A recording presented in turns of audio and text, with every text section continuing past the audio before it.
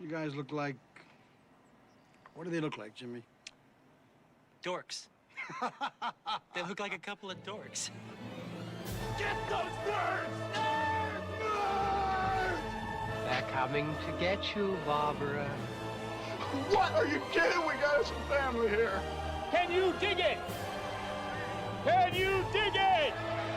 Can you dig it? You are listening to the In the Mouth of Dorkness podcast, the official podcast of the Alamo Drafthouse, Winchester. Welcome to another edition of the It Modcast podcast. Joining me is Brian Young, the Turtle Dork. It is our moments of struggle that define us. And also joining us, she just totally laughed your words of You wisdom look so off. proud of yourself. It's like 4 words. I was about to stumble over it, and I didn't. So I was able to get my actor face. That was Classic good. line. We all remember that classic line. AFI. Let's put it on the list. Let's do it. Also joining us is Lisa Gullickson, wife Dork. Ready or not, here I come. You can't hide. Gonna find you. And ladies and gentlemen, Brad Gullickson, mouth Dork. Run, run, run. Creep up on my grave. Run, run, run. Stalk the night away. Scuttle off into the night. But what'll be behind you? Don't you speak. Hide and seek. That's the best she's ever sounded. That was gorgeous. It's impressive beat. I like it. And I'm your host, Darren Smith, the Disco Dork. What's rule number 1? Party. And welcome to another edition of the It Modcast podcast. Yay! We're so happy to be here. Yeah, and drunk. All dorks under one roof. We One pre-gamed a little harder than usual. Lisa Whoops. makes a mighty amaretto sour. She Yeah, does. so you guys, you get to listen to us sober up, which is Yes. always Oh. super fun. Yeah. I just ate a bagel. He did. How's Nice. everyone's weekend I doing? like Asiago bagels. Asiago? Are we Yeah. gonna do I that? like the everything bagel because where else can you buy something and get everything with it? Okay, Sean Torres. Yeah. You're stealing Stealing jokes. Stealing Stealing jokes. Just call me some Johnny Carson comedian. I don't know. Let's jump into it. Brian. Yeah. Oh, wow. Yeah. Is everything okay? No, I'm good. I mean, of course, just going over our weeks in dorks and getting the lineup together. Yeah. I mean, I'm excited because you pulled your quote from this movie, so clearly did. it had an impact on you. It did in a negative way. Oh Are no. you Movie's- sure? Movie's not good. Oh, not and good. what movie would this be? This is Pray tell? Angel Has Fallen, the third entry in the Mike Banning saga. You That's know that his motherfucker's name? His name isn't Angel?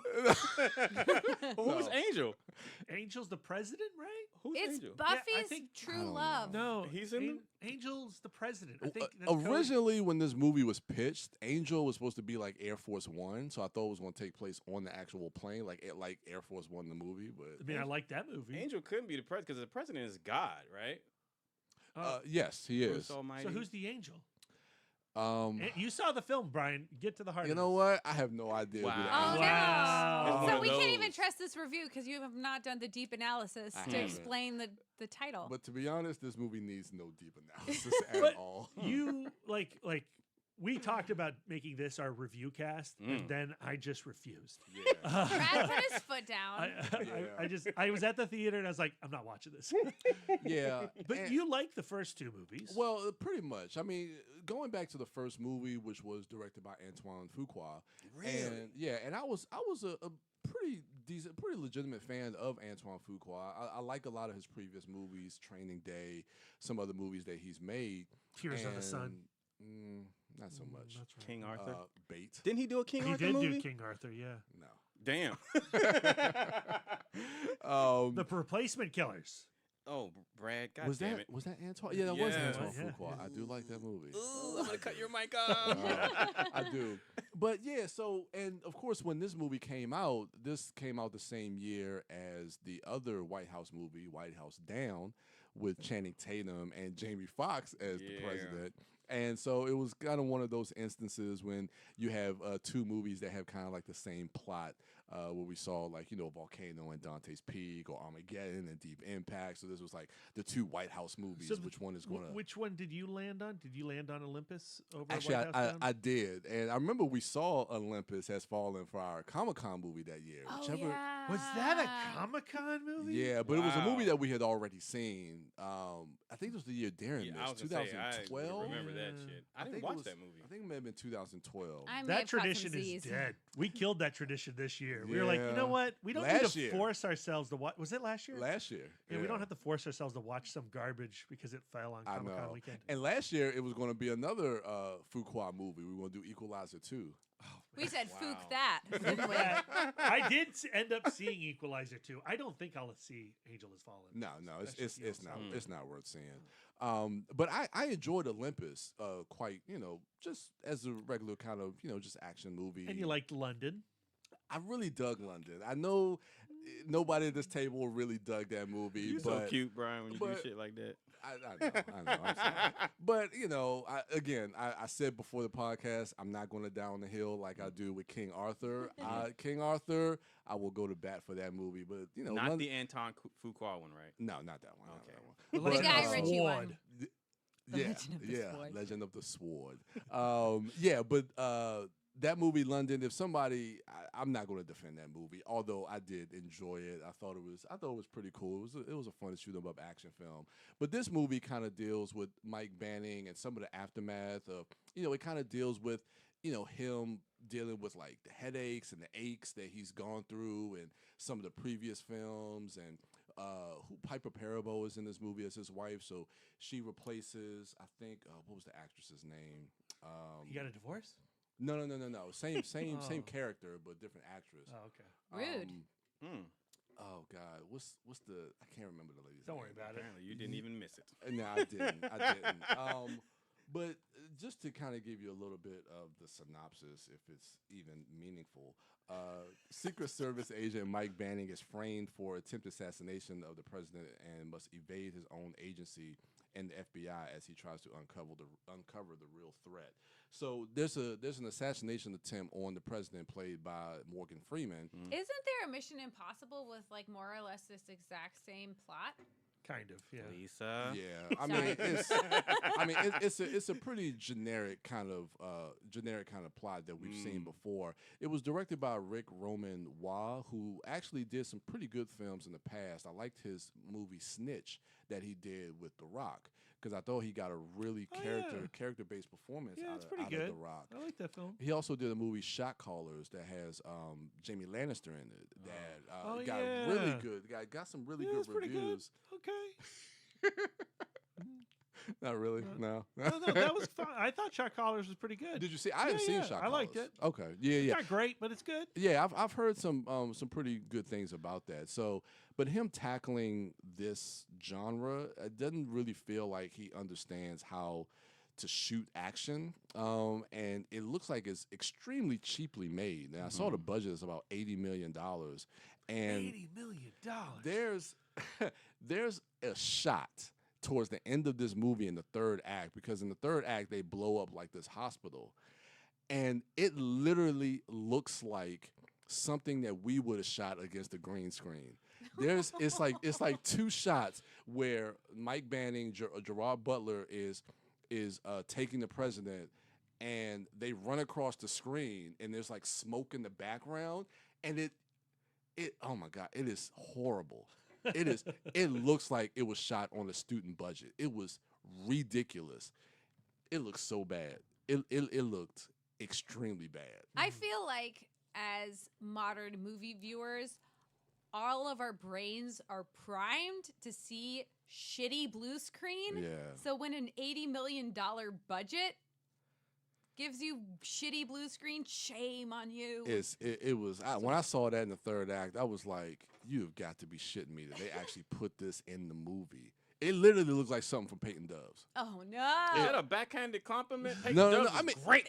But when we shot that on a shoestring, basically a no budget. $300 and some odd dollars. Actually, that's not true. It was like a few $1,000s, but Yeah, there you go. But no, it looked like that. It looked something like it was. Like a school project. Yeah, especially for an $80 million studio movie. But I don't know. It's really not worth checking out. And well, Rhoda Mitchell, who was the actress who got Rhoda replaced, Mitchell. she was like, I gotta get out of here. I can't do this third one. Yeah, Well, Rhoda. thank you for taking that hit for us, Brian. Yeah.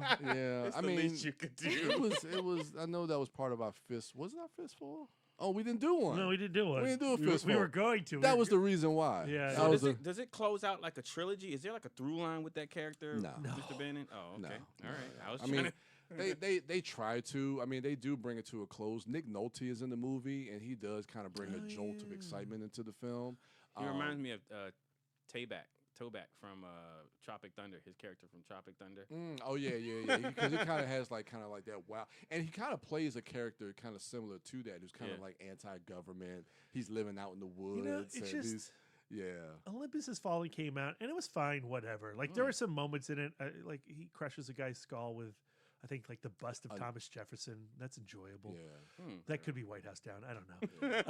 But like you got to the end of that movie, and you're like, okay, that was a serviceable action film, solid, not bad. And then you watch London Is Falling, you're like, oh, they're making sequels to this. Did we show up? In fact, we should probably look at the box office because I'd be curious. Like, I bet you domestically these movies aren't great, but I would figure that international box office is strong. Yeah. And that's why we keep getting. And with an $80 million budget, like the international box office would not be hard to achieve. Yeah. And people like Gerard Butler, and people describe this movie as kind. I don't know. For me, I'm kind of getting tired of like what I call like these empty calorie movies. Like they're just disposable films. That is. There's nothing drawing you to pay money to have to actually go see these movies. But what about Gerard Butler? I mean, I like Gerard Butler. Yeah, and people like a lot of his action films. I mean, people love Gerard Butler, and they'll go see, just like they'll go see. I like how you said people, but what about you? No, not necessarily me. Are you not a Gerard Butler fan? I mean, I like him in certain roles, but he just kind of has like this. I don't know. He just acts kind of the same way in all of his roles, especially in movies like this. The only movie that I like of Gerard that I like him in is fucking 300. Well, I mean, he's great in 300. That's the only movie that I like. I like him in Reign of Fire. Hold on, we're gonna talk about. Oh, he was yeah. in that. He's the buddy of Christian Bale in that. Yeah, he's the guy who dies. No idea. Yep. Hold on. Well, while he Googles that, Gamer? Love Gamer.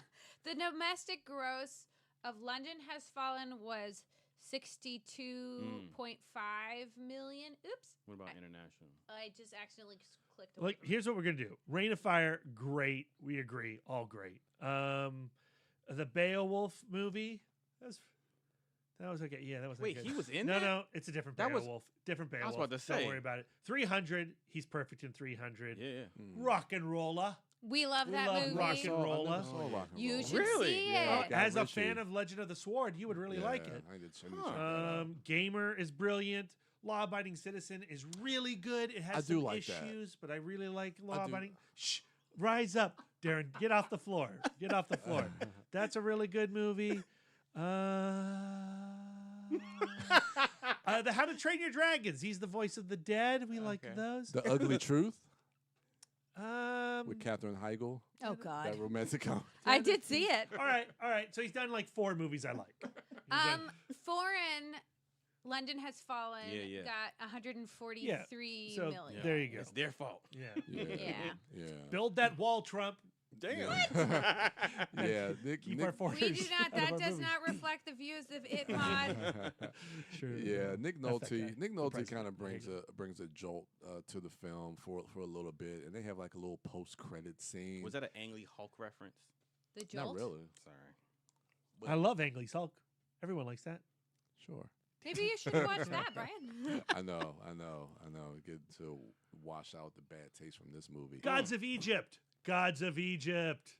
Oh, Darren's disappeared again. No. But yeah, that's pretty much my weekend door. I saw another movie with Darren, but I'm gonna wait. I'm gonna have him chime in on that, and then which is probably one of my favorite movies of the year so far. So I'll chime in once we get around to his weekend door. But I just wanted to rip the Band-Aid off and get that out the way. Thank you for taking that one for the team.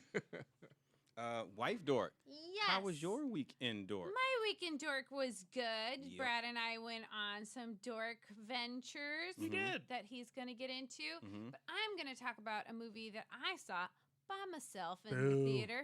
Soup's fun. You go see movies by yourself all the time, B. Yeah, but that's me. It's hilarious because on the night I went to see this film at Alamo in Ashburn, it was completely sold out.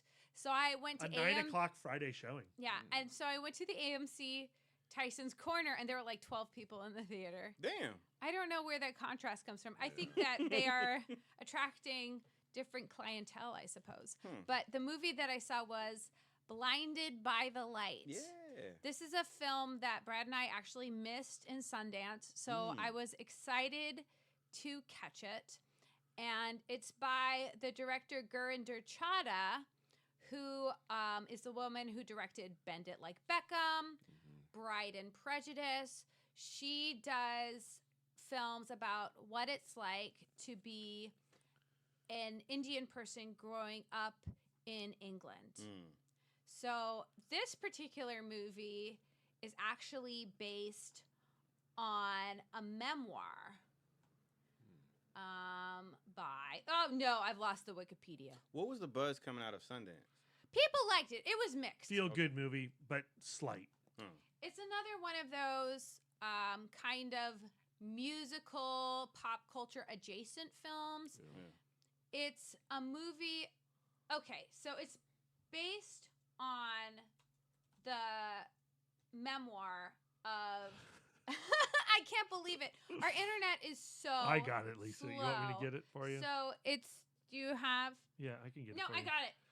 No, I've got it. It's based on the memoir by Sarfraz Manzoor, who was an Indian kid growing up in England under the dark reign of Margaret Thatcher. Would you like the full title of the book? Yes, please. Greetings from Bury Park, Race, Religion, and Rock and Roll. Yeah. All right. But when he was getting ready for his A-levels, he was growing up in the super Pakistani household. They very much lived insulated. His parents were all about keeping the family at home, not getting too much of the English influence into the way that they were raising their family. One of the ways that it was typified in the film is over the summer, before he took his A-levels, he had a job that he went and worked at a sandwich shop. And at the end of every week, he had to turn over his money to his dad. And so he had a job, his sister had a job, the mother had the job, but everybody turned their money over to the dad. And the dad worked in a factory, I believe. And he really wanted to be a writer. One of his friends gave him this journal, and he became obsessed with getting his thoughts down, doing diary entries, doing poems, and he wanted to be a writer. So he told his dad that he was majoring in economics, but in actuality, he was majoring in English. And he started having a bond with his English teacher, who is played by Agent Carter. Oh, Haley Atwell. Haley Atwell. And she begins to foster his talent. And another one of his friends at school, he meets this Sikh kid at school named Roops, who is obsessed with Bruce Springsteen. And so at a particularly dark time, when he's been arguing with his dad, he starts listening to Bruce Springsteen. And it really resonates with him. And he starts trying to model his life after Bruce Springsteen, and that idea of not giving a shit about what anybody has to say and just to focus and follow his dreams. And when he starts doing that, once he starts expressing parallel with him getting an article published in a school paper and getting a crush on a girl and actually acting on it and it working out, all the while him having to hide this from his family because his family wants him to major in economics. They're getting ready. His older sister is getting into an arranged marriage. The plan for him is to also enter an arranged marriage. So it's a story about individuation. And when do you decide, okay, I'm going to put my family's priorities aside.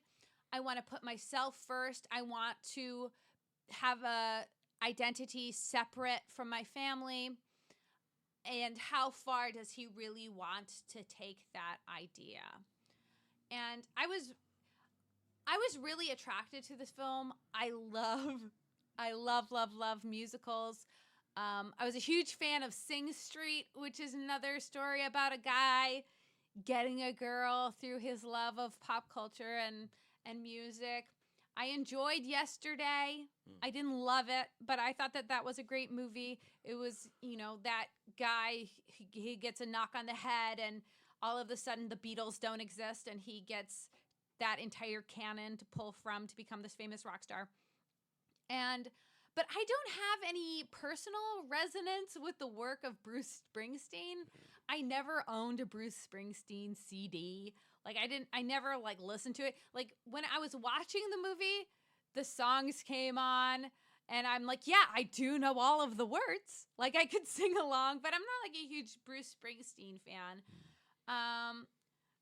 But to me, this film, though I got all of the requisite feels, I really identified where this kid was coming from, trying to individuate himself through fandom, because that's something that I definitely did when I was in middle school, where I'm just like, okay, I'm not just another Marrier kid. That's my maiden name. Don't use it to steal my identity. I'm not just another Marrier. I'm now the Monkees girl. Yeah. And that's who I became. So he was like, well, I'm no longer just another Pakistani kid. I am now the Bruce Springsteen guy. And I identified with that closely, but I felt like it could take the musical element a little bit further. For example, they did introduce this fantasy element, and we saw it a little bit in the trailer, where he would be listening to the music and then we would see the text, the lyrics appear around his head.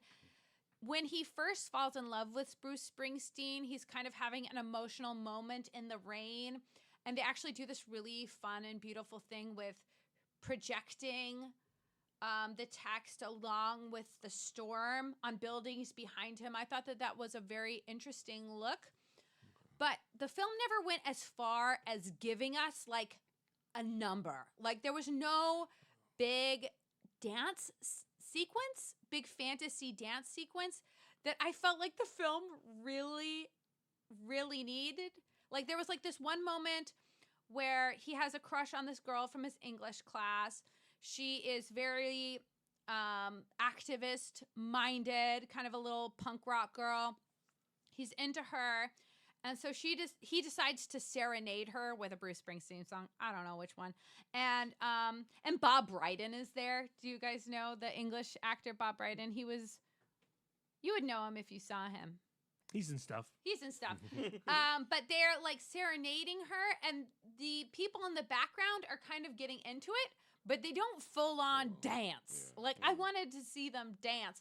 There's even these kind of I associate them with Monkees romps, where they'll take a song and they'll do a montage of here are the lovers, they're skipping around and they're standing on a hill and they're running through the street, but it was never full on and I felt like this movie could have used that kind of larger than life element, especially when they kept the story so squeaky clean. This was like pure. This was a pure movie.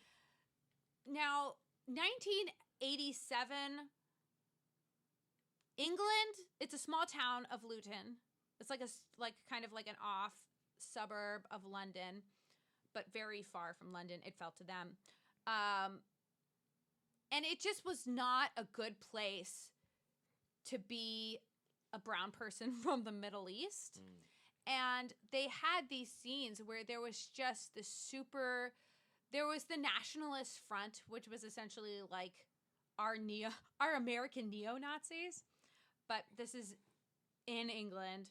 And there are all of this scenes of like this vandalism of like saying like, you know, like Packies get out. There's this one scene where there's a bunch of like elementary aged boys who just go up to this family's house and urinate through the mail slot. There's like some really ugly, racist, horrible bullying in this film, and yet there's no swearing. There's like some violence. There is violence. There's a scene where Javed's dad gets like headbutted by a Nazi, but like I don't know. It felt false. Yeah, it just didn't feel like the way it would, like if something like that, something that ugly was happening, then it would elevate to something worse. And then also it's this coming of age story where this really conservatively raised kid, you know, finds a girlfriend and they are, you know, kissing and that kind of stuff, but it's all just very, very clean. It had the feeling of a family movie where I think that a musical number would fit, you know? I don't know. So either be clean with music or get dirty without be music. fantasy or be real. Yeah. I feel like it walked the line too cleanly. I did really like the performances. Javed, the main guy, was played by Vivek Kalra. I'm not sure if he's done other things. But he's just a super adorable Indian kid. He does not have a Wikipedia page, so. Yeah, he does have some hits on IMDb, but you really get the sense that this is his first project, and he really did a wonderful job. I found him very engaging. He's been nominated for some, I think at SIFF, he was nominated for Best Actor. How was Haley Atwell? I thought she was wonderful. I don't think I've ever seen her in like a film. I've only seen her. You've seen Cinderella? Oh. And then, Captain America. But I mean, anything outside of that, I haven't She was very serviceable. She played the generic, like, there were a couple of, she was one of the white saviors. There's a couple of them. There was also, but there's no complaints about it. She played a teacher, and she did a good job. There's also kind of like a saintly neighbor who he talked about how, like, he witnesses some of the vandalism and the violence and the fear that Javed's family is faced with. And he tries to be a witness to them, and he talks to them about, like, when I was fighting the Nazis, like, I never imagined that in 1987 there would be kids walking around wearing swastikas. And he really becomes this element of, like, when Javed gets his first article published in a real paper, he brings it to his house, and his parents are like, "Why are you washing our dirty laundry?" But he's like, "Keep going." So there are a couple of characters like that. It's a very generic kind of story. And like I said, I got the warm fuzzies from it. I did get really choked up. There is this moment where he gets to read one of his essays, and he's like this amazing writer. They've never seen a writer so wonderful in Luton.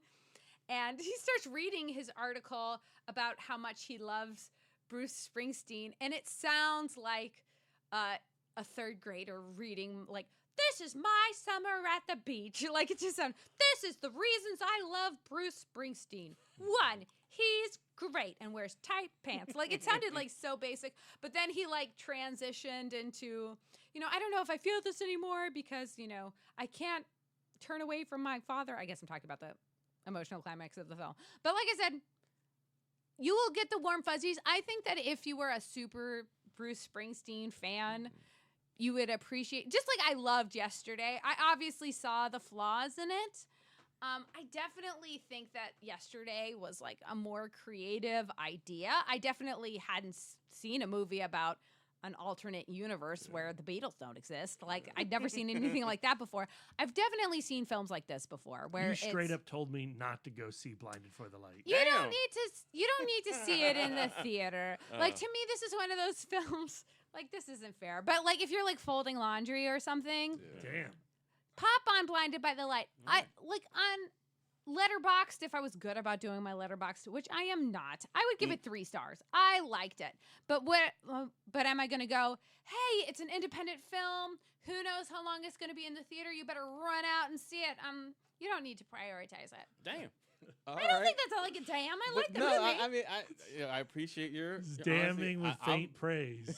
But I also like the guy who played Roops, Aaron Fagura. What has he been in? He's been in some other The stuff. guy- I've seen him. Is he like a dirty blonde, like the blonde kid? No.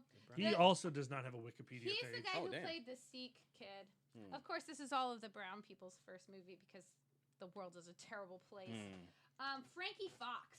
He Frankie Fox. played he had this childhood friend named Matt who kind of was his protector growing up. But then as Javed started discovering Bruce Springsteen, he started having his own identity, and this childhood friend started resenting it. No. But he's done that guy, Frankie Fox, has done a bunch of stuff. But nothing, he was on Call the Midwife. I'm guessing that he's the guy you're thinking he's in things. Yeah, but I can't find anything that you would have necessarily seen him in. All right. Well, I will if it comes. So you're saying like if it comes on a streaming service, and you're folding laundry Okay, or I will. working under the sink. If Jesus. you need, if you're already like having an emotional day and you're just like, let's just take it over the top and have a good cry. This is a good feel-good cry movie to pop on. Okay. Myself, I was in pretty good spirits, so I didn't cry. I didn't really need a cry, Gotcha. but I enjoyed the film. All right. Could have had a dance number. All right. Well, thank you for sharing. You're welcome. Brad, how was your week in Dork? It was great. I'm here to pump up the jam after Lisa's Midland movie. I think Brian gave a more Midland review. He went from garbage. You went to Midland, and I'm coming to art. We're entering the territory of art with my selection. All right. Okay. On Tuesday at the Alamo Drafthouse in Ashburn, Patton Oswald stopped on by again to host a movie. He's a local guy. His parents live not too far from the Alamo Ashburn Theater. And he's made it a habit to come and host really trashy films. We've seen Deathbed, The Bed That Eats with him. Dude Bro, Party Massacre 3, Lisa's favorite. She just loved that oranges sequence. I did not. She keeps bringing up the oranges. It's like, Lisa, I know it's a great scene, but why do you keep bringing up the oranges? That doesn't sound like me. He hosted The Mothers, which was awesome. And this week he hosted the 1995 art piece known as Ozone. I'm going to give you the quick IMDb summary of the film.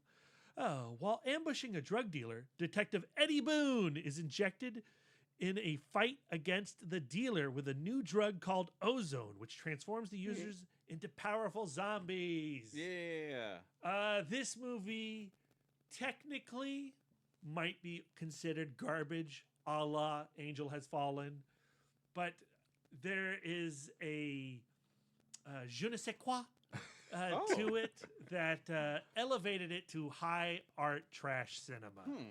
A lot of it had to do with football player turned actor James Black. This was his first movie as Eddie Boone. I thought there was a lot of charisma to that guy, and he knew. You could tell that James Black knew that he was in a movie that was not good. But damn it, he was not going to wink. Yeah. He was not going to wink. He was going to throw himself into it. And it's directed by J.R. Bookwalter, who has a visual sense of flair. Now, Ozone's part of the Video Vortex series at the Alamo, and what that means is they're highlighting movies that were shot on VHS and are meant to be projected or distributed on VHS. Yeah. And I mean, it looks like butt. Like the idea that VHS would have been an acceptable format. And we watched it in Theater A, which Yikes. means it was blown up. So that's the real beauty of this experience, right? Is it's a Video Vortex movie, and I've gone to several Video Vortex films at the Alamo, and you usually get 10, 15 people. They used to charge just $1 a ticket for those screenings. They've boosted it up to $5 a ticket now. And at most, you would be in a Video Vortex screening and you'd have 25, maybe 30 people. Yeah. But because Patton Oswald's in town and he's hosting the film and he's going to do a Q&A about the film, like the way he does it is he intros the movie and then afterwards he goes, we got to talk about this pile of crap. So he didn't do the thing where he has Yes, the mic during he it? Well, I want to did. get to it. I want to get to it. Spoilers. So that's the setup. And because it's Patton Oswalt, he brings 200 plus people to Theater A to watch Ozone. And you get to see 200 people react to a movie that none of them, or maybe 30 of them, would willingly watch on their own. Yeah. And that excitement is better than Oswald's presence, in my opinion. Yeah. And he told Brian and Cajun, the two programmers at the Alamo, that he didn't want to do the riff tracks thing. He didn't want to do the MST3K thing. He just wanted to watch the movie. And word is that he would not shut up next to Brian. Brian was sitting at him with the theater because Patton likes to talk during the movie. Rude. And they got him a microphone halfway through, and he started to do the MST3K thing with the movie. Here's the problem. I don't think he was on his best game. I think his MST3K work was subpar, and the movie was too good. Yeah, I agree with Brad that the movie was actually engaging, unlike Deathbed, where there are some, to put it lightly, pacing issues. So there was a lot of silence in that film, where with Ozone, that movie is clipping by. you feel like you're missing stuff while Patton Oswalt is talking. Yeah. Like, I mean, I straight up missed lines of dialogue, and they were nuts, and I did not want to miss anything. So, like he got some good zingers in there, but honestly, none of them were as good as the movie itself. As the film progresses, and Detective Eddie Boone encounters more and more zombies. There's this one sequence, right, where these drug transformed zombies wearing like Bruce Springsteen bandanas over their head are in a car going to a job, I guess, like to go hunt down Eddie, but they are rocking out to like a Van Halen wannabe band, and it is hilarious. And the film isn't cutting from it, and you're like, is this story? What is happening? And you're just seeing like the shot hold on three zombies trying to act rocking out in a car, going like, yeah, let's go. We're doing it for like 2 minutes. It's amazing. And I know I said this movie clips, but when a scene like that is playing out for 2 minutes and you're watching three guys in zombie makeup improv rocking out to 2 a minutes Van is a Halen, long time in movie time. it is. And it was baffling, but man, I was dying. Like I was laughing so hard, I was losing breath. It was like one of those. Yeah.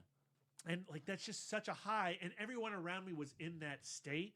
And again, you don't get 200 people into a movie like this before, and most of the people had, well, actually, only one person had seen the movie before. Patton asked, raise your hand if you've seen this movie, and of course, the person who had seen it was Christopher Gabbro, fan of the podcast. Gabbro, what's up? You gotta watch some better movies in your spare time. I had seen like some clips, but this time, and a lot of them were experiencing it like the entire idea of what a trashy movie is for the first time. A lot of fun. And then afterwards, you know, like Patton did a great job of going to the front of the theater and going, all right, we need to break this movie down scene by scene. Let's start. Who's got an observation that we need to dissect? And they would talk about that scene in the car, and they would talk about the demon at the end, where it turns out, like, I'm not exactly sure what was going on, but I think it was a demon who was distributing the toxin. Yeah. And he was like this Jabba the Hutt looking creature sitting on a throne, who we cut to periodically in profile throughout the movie, but then at the end you're like, whoa, look at this Jabba the Hutt looking guy. And he had like 3 fingers, and one of them weirdly had a ring on it. Yeah, we discussed that we ring. discussed the for a pinky while. ring a lot. And I loved, somebody in the crowd said he was a mix of an Ugnaught and a Gamorrean guard from Star Wars. Yeah. And I was like, damn. That's apt. That is accurate. He Yeah. does look like an Ugnaught mixed with a Gamorrean guard. So I don't know. Like, it's a ton of fun. Patton said that he might be coming back in the fall. He really wanted to show The Legend of Natty Gant, but that's a Disney movie, guys, and no one's bringing any Disney movies or 20th Century Fox movies to an Alamo anytime soon. To me, the standout of Ozone was the makeup. Yeah. The makeup effects for this low budget film were super impressive. Yeah. And so, out of curiosity, I just clicked through these. It's a 5-dude crew of makeup effects people.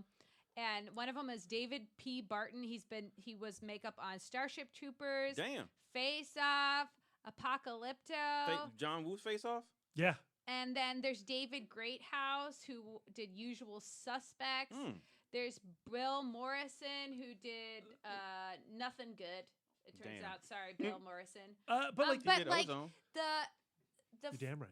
he did Ozone, and the makeup was amazing. It was pretty good. It just goes to show how much the like practical effects universe is like so tight. Well, the thing is when I'm watching it, and this is the second J.R. Bookwalter movie I've seen. I've also seen The Dead Next Door. Paul Petrick, the director of Paint and Doves, is a big fan of The Dead Next Door because that film, also shot in Akron, Ohio, was redubbed.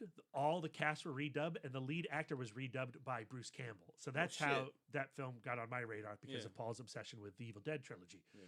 But when you're watching this, you see a guy like Paul, right? You see a guy who has a vision. He has wild, crazy, out there ideas. He has no means to pull it off, but he's going to damn well try. And that's the joy of the film. That's what separates Ozone from something like Angel Has Fallen, or yes, even Blinded by the Light. Brian Sipe, makeup person on Ozone, was a makeup person on Guardians of the Galaxy Volume 2. Like, so these are all guys who were just starting out trying to like figure out how to make a movie. And rather than going to school, they went and made a movie. Like, that's how you do it. Yeah. And James Black, like, this was his first film, but he has worked every year since 1995. And like right up to this year. Seriously? Yes. Damn. This guy is dreamy. He's super dreamy. All right. But yeah, so I highly recommend Ozone. Before my weekend dork is up, I do want to mention that I headed out to the Winchester Alamo as well this week on Wednesday. Andy Geyerson, the programmer over there, unveiled the lineup for Lost Weekend 12. I can't believe it's Lost Weekend 12. Darren and I have been going to it since Lost Weekend 3. That's probably still my favorite Lost Weekend because it was so special. Because your wife wasn't there? Yeah, because you weren't there, and Darren and I slept together, and we watched that HBO movie In the Snow, that political drama that Jay Roach directed. And then we also watched Fault in Our Stars together. Meet Why They Kiss at Anne Frank's house. Weird. So, once again, In the Mouth of Darkness, we are sponsors for Lost Weekend 12, and this is easily the most epic lineup that Andy has put together. The biggest. It's huge. Yeah. It's 43 movies. Yeah. I believe at times it's pushing into 3 theaters, not just one. Yeah.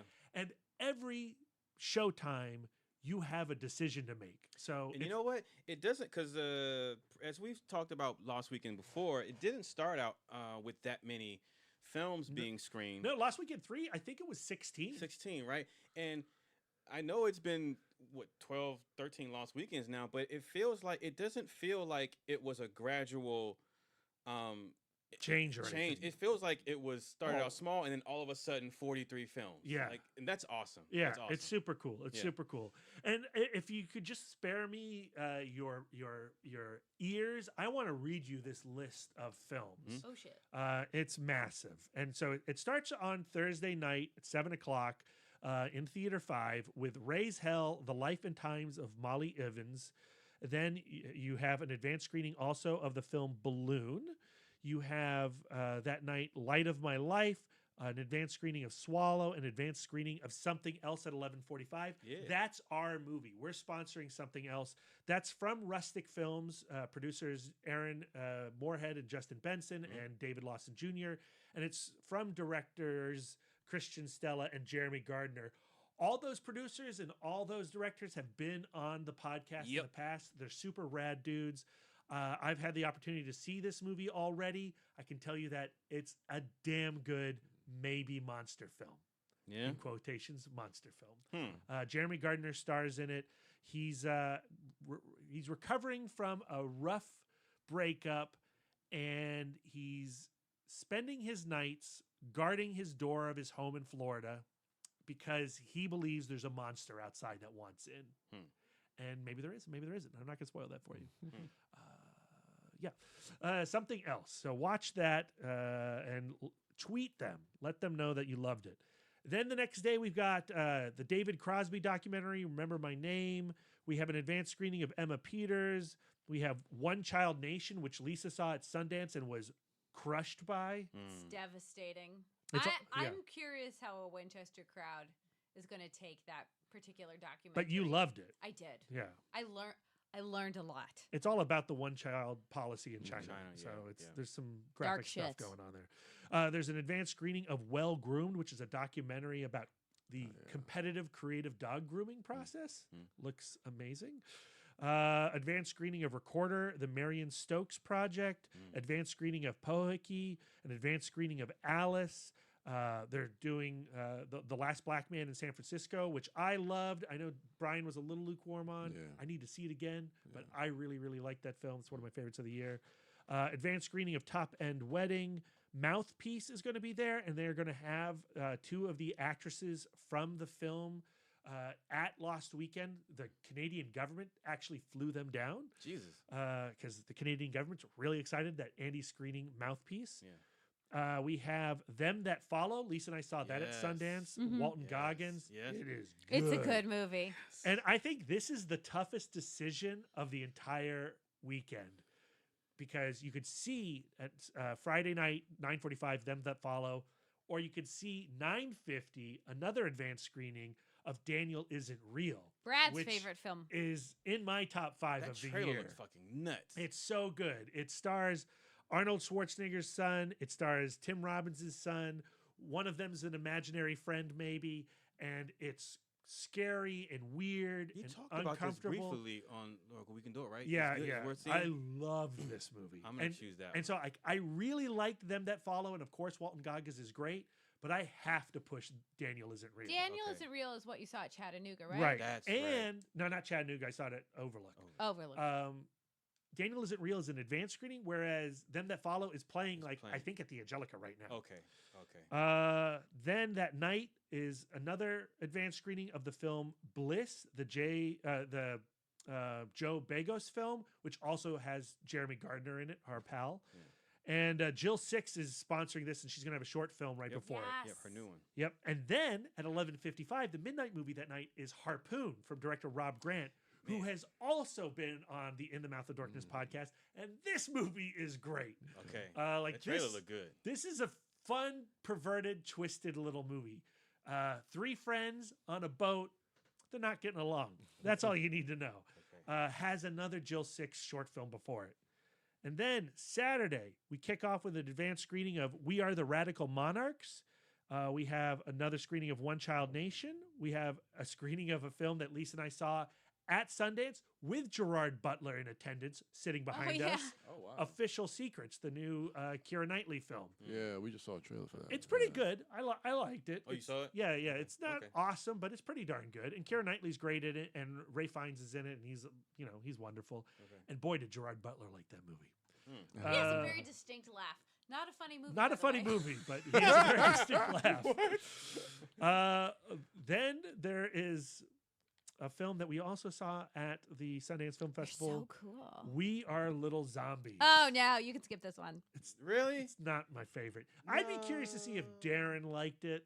Trailer Maybe. seemed interesting. It The is beginning- interesting. The beginning of the movie is amazing. Yes. Then things get a little bit sleepy, baby. Yeah, I did not like it, but I would not recommend you not to see it.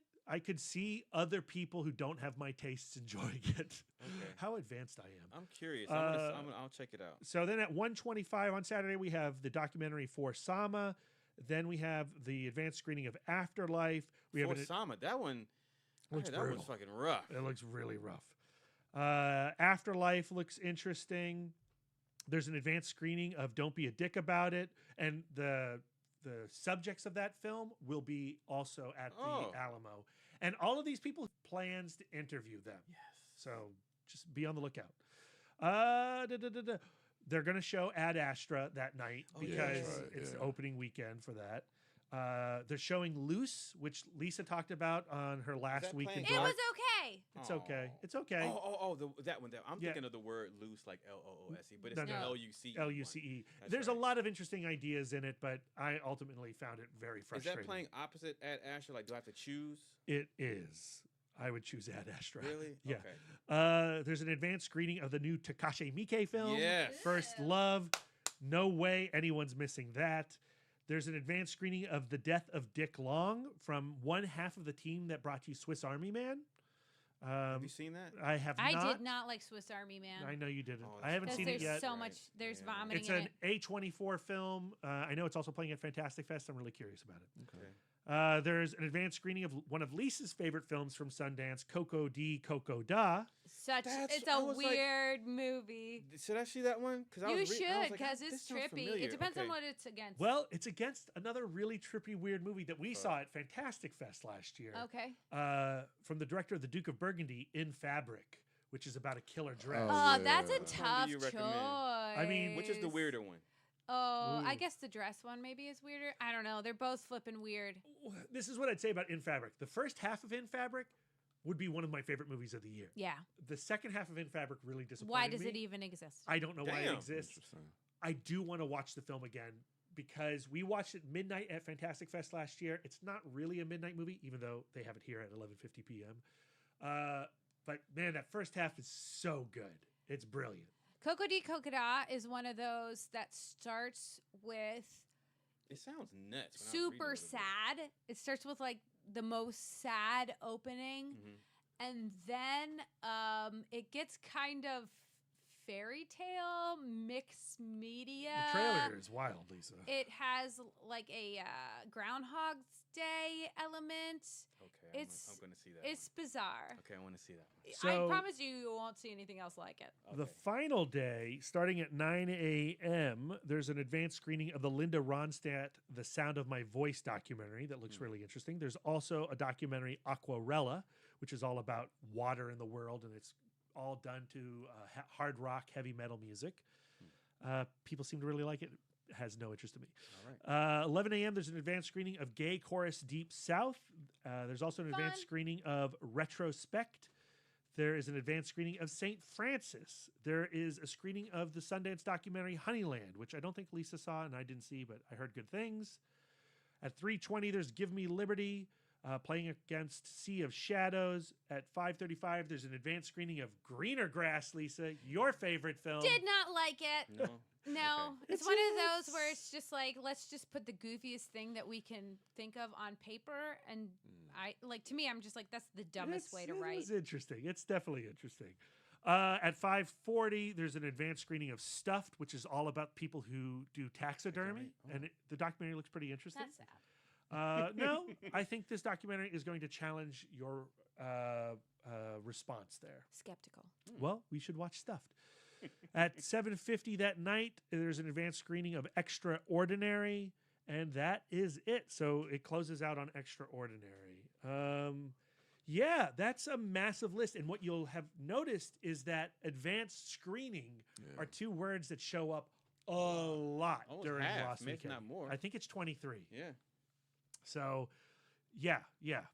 Extraordinary looks great. It's the guy who plays, oh my gosh, what's his name? McGruber.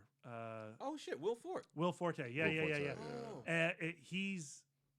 It's about paranormal investigation or uncovering occult stuff, but there's a character who then starts spewing out ectoplasm, and it really does not look like a Lisa movie. Oh, sorry. So that might Dork. be one Sorry. not Yeah. for Lisa. All right. But yeah, it looks really funny. Well, unfortunately, unfortunately, because I just started a new job. And, Yay! That's awesome. It's great. And a lot of great things coming from that. But because I just started that new job, unfortunately, I just found out last week, I did not get approved for leave to go to Fantastic Fest this year. Yeah, boo, because for me, that's 7 days. 7 days leave that I would have to take. And I think it's more than that. yeah, and I took a bunch of leave for Comic-Con this year, so I didn't have enough. But also, because I'm just getting there, I'm not approved to go. Plus, there's a mandatory in-processing thing I have to go to on the 18th of September. So it did not work out for me this year, unfortunately. But a nice consolation is, and turned out to be, this Lost Weekend lineup. And I will be able to make it to the festival. So I'll be able to rep ItMod and show up for our sponsored screening as well. Along with Billy. And along with Billy. And so he and I can we'll do coverage over the festival, and I can come back with some reviews of some of the films there. I'm actually really excited about this. Of course, I want you and Billy to come to Fantastic Fest. Yeah. But what I like about it, I see it as like, this is what happened first year, right? It's So the reverse. you went out to Fantastic Fest. Yeah. We hung back for Lost Weekend. Yeah. We had a great time.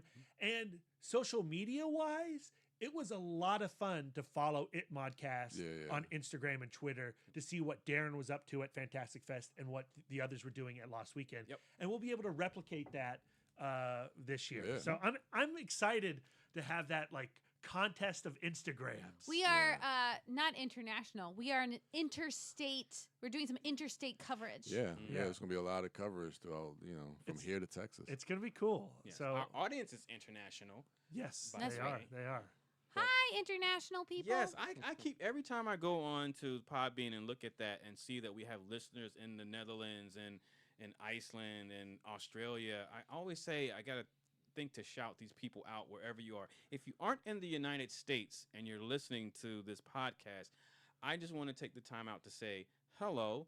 Thank you for listening, and I think it's amazing that these are people on the other side of the earth that are hearing our voices We should and our do rubbish. a greeting of all the languages from all the countries we're played Oof, in. that sounds like work, especially because probably a bunch of those people are just skeevy people who want to hide their IP addresses. Wow, No. that was not. That was No. Lisa's voice. The I think higher they're pitched one? wonderful people in China. I want to say ni hao ma. Oh, Oh, did you Google that? well, No, so Mrs. Mao, my next door neighbor in San Diego, taught me ni hao ma.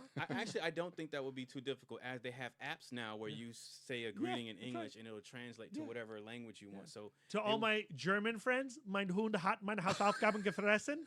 oh, what Brad said. So To yeah. my Australian friends, g'day, mate. Wow. Put some shrimp on the barbie. That's not a knife. All right, is that Oh, is that all you got? everybody. Is that all you got for your weekend, Dork? Yeah, that's why we can do it. So yeah, all right. Thanks. Real quick, my weekend. God damn it, Brad. I've been drinking. We all have. My weekend, Dork, started out excellent in the most perfect way. Perfect in every way, because I got to see my 21st theatrical screening of my favorite movie of all time, thanks to the Alamo Drafthouse, of course, and that would be obviously Mad Max Fury Road. It was a movie party screening of Mad Max Fury Road, which, okay, I want to say first of all, I'm eternally grateful to Brian for screening the film, to the Alamo Drafthouse for showing Mad Max Fury Road. So let me get that out of the way. I don't want to seem ungrateful because I am. I'm very grateful. Having said that, now it's cool because, like, with the movie parties, if you don't know what it is, so Alamo Drafthouse will have a screening of a film, and that screening will also include props. So for this one, kind of like our Die Hard screening, when they showed Die Hard, they had a little cap gun. So whenever someone would shoot at the on screen in the film, you're welcome to shoot your little cap gun. And, I heard about this. Right. So so in this film we had a cap gun. We had these little LED flashlights. So at the scene where it's at nighttime and the bullet farmer is chasing after them with the searchlight, we're supposed to shine our flashlights at the screen. And then whenever the Doof Warrior came on the screen rocking out, we had an inflatable guitar that you were encouraged to that's fun. do the air guitar. That sounds on, great. Right? So What's the negative? It's cool, right? The negative, and it's because of me. It's just because of me, right? Fury Road to me it's one of those movies where for me, each and every viewing, I would rather the most purest viewing experience as possible, right? So I just can't help it. Whenever I watch that movie, it's almost like the first time for me. I just get lost in it so much so that I'm drowning out the cue of, someone's shooting. Now let me pick up my gun and shoot. Like, I didn't touch any of my props. But, so Brian does a great introduction, obviously. Gave me a nice shout out. Told everybody I was a freak and I've seen the movie 21 times. But he gives a shout out. He says, okay, so he explains what the props are there for. And he says, we got cap guns here. So I'm going to ask that, when they're shooting on screen, by all means, like, shoot your cap guns. But other than that, don't want it to be a distraction. So, And they gave you a lot of caps, I hear. Yeah, we had you had a packet, a blister pack with 70 shots in it. Jeez Louise. Right? So, I'm pretty sure for the people who had empty seats next to them, they grabbed those extra packets because these motherfuckers was. So the movie starts, right, and obviously I'm giving myself to the film. And then like the first moment of weapons fire happens on screen, and you hear like, you hear a few people like, oh, okay, this is what we do, and then you can feel like everyone else. Okay, firstly, when I walked in during the pre-show, it were people already like busting off in there. I'm like, you're gonna waste all your caps before the film, right? One, I wish they had, but two, I'm like, you could just tell everybody like really excited. Oh, this is cool. I used to have these when I was a kid, so let me just shoot this cat. Man, so they start initially whenever there was a weapons fire on the screen, they would start doing that. But then it got to the point where if some shit blew up on screen or someone looked like they were thinking about a gun, like people would just start shooting. Well, like at the end, like when it's like full on chase, it must have just been nonstop. Well, yeah, but it got to the point where they weren't even shooting when when someone was shooting a gun. Like I'm literally, if something was either blowing up or catching on fire, they would just shoot the cap gun. And it just got to the point for me, it was just distracting because I just, Darren, I totally understand you. This is how I am with Jaws, right? Yeah. When they do a movie party of Jaws, I don't want to hear you quote back Quint. Please don't. So I have started being much more selective with movie party screenings. Like Ozone. That's the crowd you want for Ozone. Right. That's not the crowd you want for your favorite movies. That's not the crowd you want for Pulp Fiction, which I've also attended a movie party that. And that's really weird. Yeah. The Pulp Fiction was a quote along. Yeah. Yep. And when Jimmy's speech came up, you're like, no, this ain't good. This shouldn't be quoted. It was the same with Serenity, where it's just like, I'm sorry, you're not going to be able to speak fast enough for Joss Whedon's script. Yeah, some things are not good for movie party. Like Die Hard. Die Hard's okay. That one was cool. I thought that one was kind of cool. That's okay. But like, I don't know. I agree with you. If you have like a serious relationship with a film, and I knew this going. When I first saw the listing for it to be screening, I was like, oh man, Fury Road. Then I saw it was going to be a movie party, and I kind of knew. I was like, you know what? I didn't know if it was going to be. I didn't know what type of props they were going to have, but I was like, but if there are people going to be talking or making noise or shooting or something, me personally, that's going to take me out. That's going to bother me. That's going to ruin my screening. But I was like, but it's another opportunity to see this on the big screen. I could just add this to my 20 viewing. So I didn't want to pass that up. So I knew what I was getting into when I bought that ticket. And so I still came away from that movie still blown away. Just still blown away by what everyone involved in that project was able to accomplish. Just marveling at Charlize Theron, just marveling at how Nooks is a character that is not a main character, but he's a main character. He's given so much time and consideration to have an arc, and he's so well established with so little. And I don't know, I still had a good time with it. It's just that me personally, because it's my favorite movie, because when I sit down to watch that movie, I always want like the purest relationship with that film. And it's almost like, I'm used to watching it alone. And then one day I just invite everyone in the room with me to do whatever they do while I'm watching the movie. But again, I'm still grateful I got to see it. It was still the highlight of my week. So I'm grateful for that. I also saw Ninja Scroll at the Alamo Drafthouse, which was I'm a huge anime fan, and that was that's a popular mainstream anime. Don't know if it necessarily aged well. Also, it was really uncomfortable because I had this lady who was sitting next to me with her maybe 8, 9, 10-year-old daughter, and there's some stuff in that anime that is not appropriate. And also the character of the lady who's poisonous and how she's treated in that movie is not necessarily cool right now. But I also saw Blade because I did not make it out to the Alamo Drafthouse. Still awesome screening for Brad's birthday. But I gave Brad my word. He told me that I had to watch it so that I could review it on the podcast. And I will say this. I forget. A lot of people tend to forget about Blade, but I personally forget about Blade when thinking about like earlier superhero films, especially when it comes to like the Marvel superhero movies. Before Blade came out, the only Marvel movies that were theatrically screened were Howard the Duck and Red Sonja. Not Punisher. Punisher wasn't theatrical. It was direct to video. Yeah. I will say this, and I still the issues that I had with the first Blade, I still have now. But I will say, like, because of those issues, they make it easy for me to overlook a lot of the good shit that's in that movie. Like, there are just some like the way that movie is shot, the way that it looks. There are some badass shots in that film. That is, and sometimes they only like a few seconds long. Like that whole introduction scene when at the rave with the blood rave, every which way that Blade is framed, like when he goes around that pillar and he moves his coat out of the way, it's a really quick shot.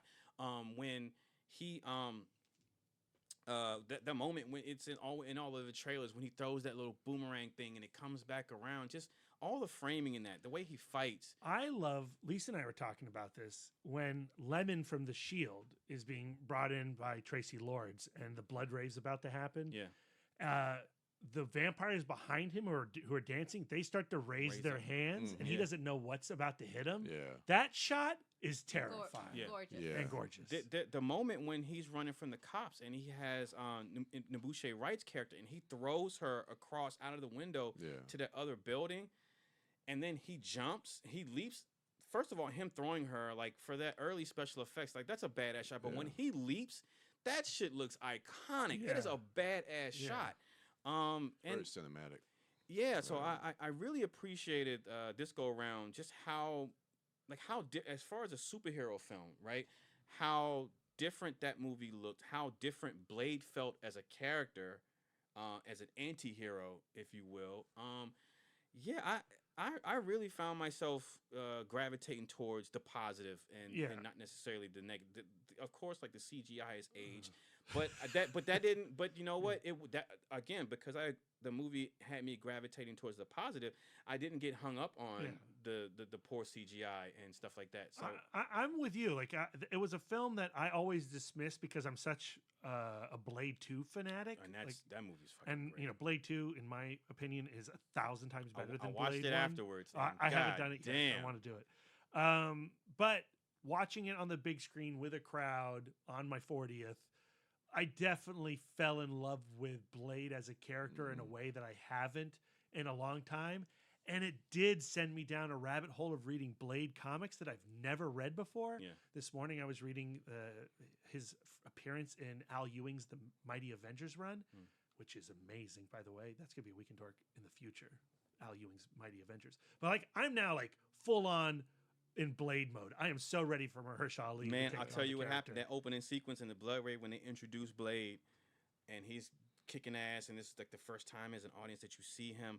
I was thinking, oh my God, I cannot imagine what Mahershala Ali, his introduction as Blade, what that introductory scene is going to look like, how badass that's going to be. So it got me really excited. I'm hoping he's battling were chickens like he is in Mighty Avengers. They breathe fire. It's awesome. He's cutting heads off. Blade battles more than vampires, guys.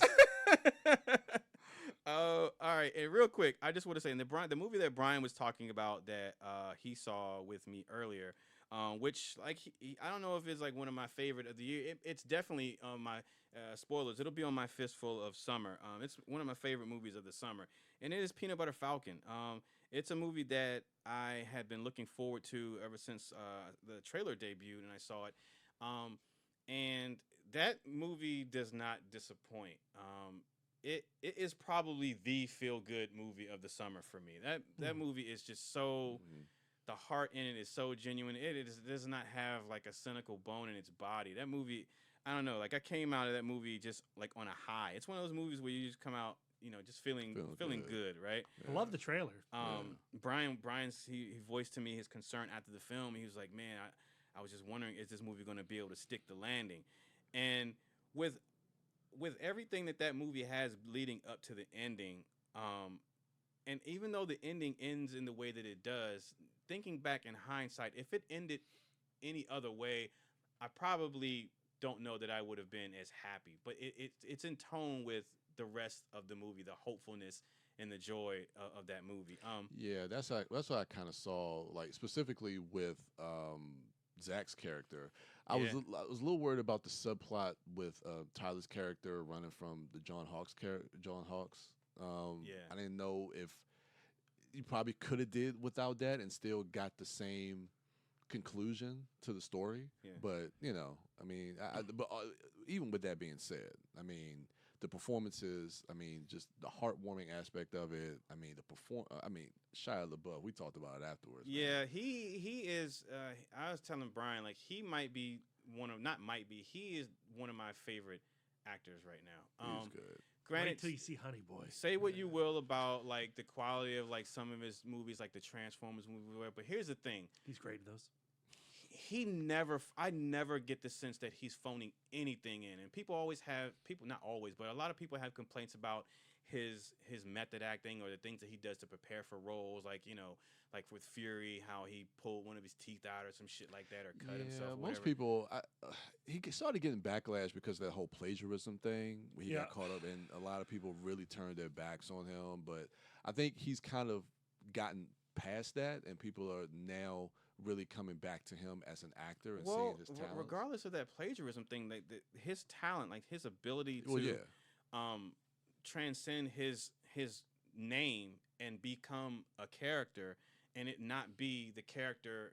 You know, his character of Tyler is not the tank pilot from Fury, and the tank pilot from Fury is not the guy who was in American Honey. He's able to he's able to invest in these characters so much so that he makes you believe that Tyler is Tyler and not Shia LaBeouf being someone else, right? Yeah. And feels real. And Zach Gottsagen, who plays Zach in the film, who is the young man with Down syndrome, he's just great. He's just wonderful. And the chemistry between he and Shia is touching, and I don't mean like the character. I don't mean like the two characters. I mean, obviously, yeah, that's touching. But I'm seeing Shia LaBeouf have chemistry and a genuine friendship and a relationship to Zach Gottsagen in order to portray these characters, and seeing Shia respond to Zach in the way that he does, and be I don't know.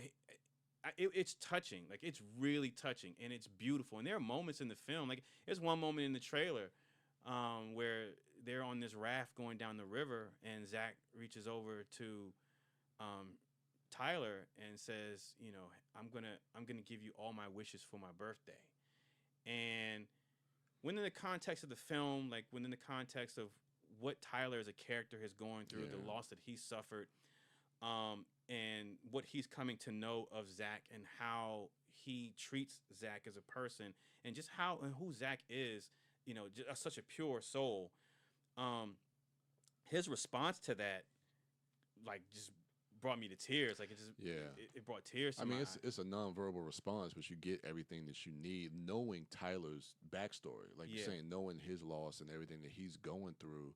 And that was the thing that I connected to with Shia LaBeouf's, not just his performance, but his character and the journey of his character and the connection that he has with Zach in context of his story, and even the conversation that they had on the beach about good guys, bad guys. That shit made me cry too. That shit was just it was a, like you say, touching movie. Really good. Yeah, I had only saw the trailer, didn't really pay a lot of attention to who was cast in the film, so I was pleasantly surprised a lot when John Hawkes pops up, and he's in it for a short bit. He's great. Yeah. John Barenthal has basically like a glorified camera. He is only in flashback, but he plays Shia's older brother. Thomas Hayden Church. Thomas Hayden Church is oh man, that moment when it was. I highly recommend seeing the film. Like it'll make you feel good. Like sounds like you gotta hydrate beforehand because there's gonna be some shedding some tears. But in the best way, like in the best way. Like, it's not VF. There's one scene on the boat. So there's gonna be a moment where they're hiding from John Hawkes is like chasing them, and they're hiding. They're like it's like this boat chase, and they're hiding in like this high grass. Yeah, and so area. The moment when they're not in the boat, they're on grass.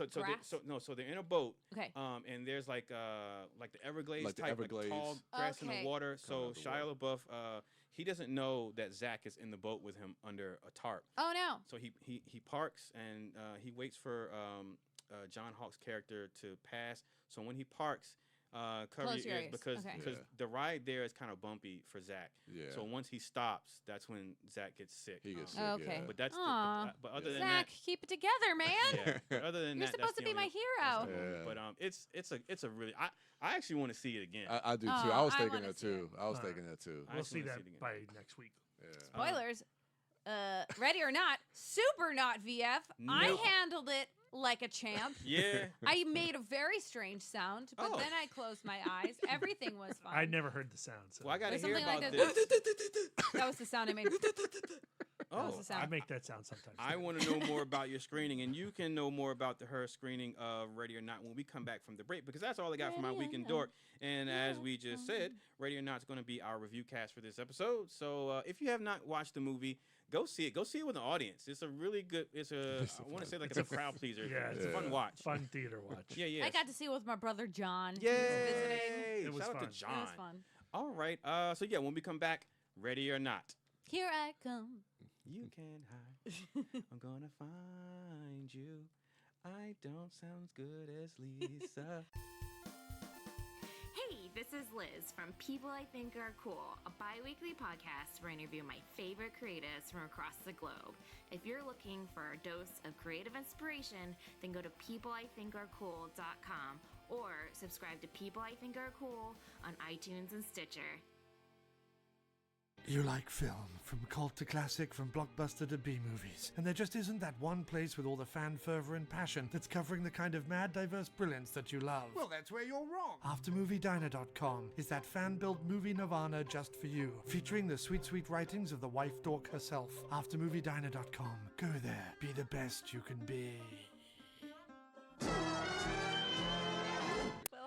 And we're back, ladies and gentlemen. I thought something happened. God damn it, Brian, we're back.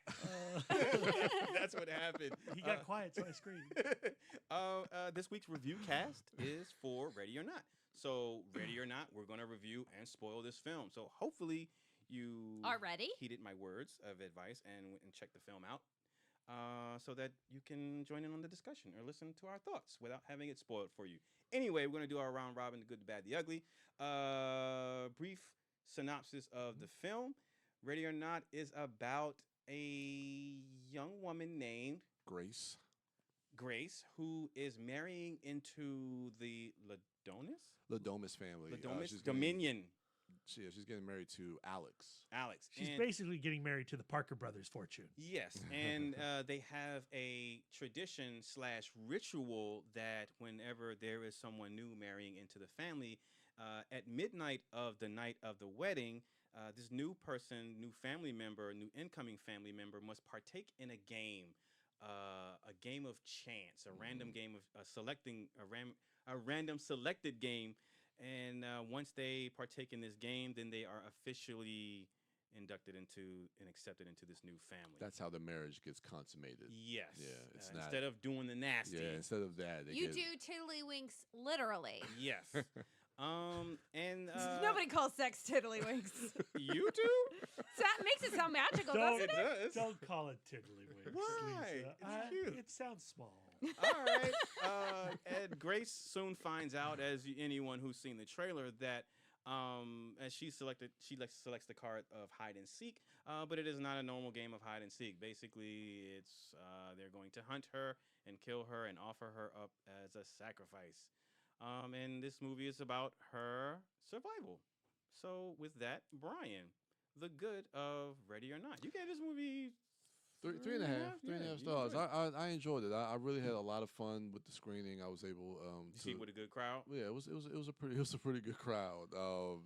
Yeah, there was people, that whole back row that I was in, a lot of people were making noises, commenting, talking throughout the movie, of course. In a good way or in a distracting? Yeah, they were engaged in the film. That's so nice. I guess it was in a good way. And they were a ways from me, so it didn't bother me too much.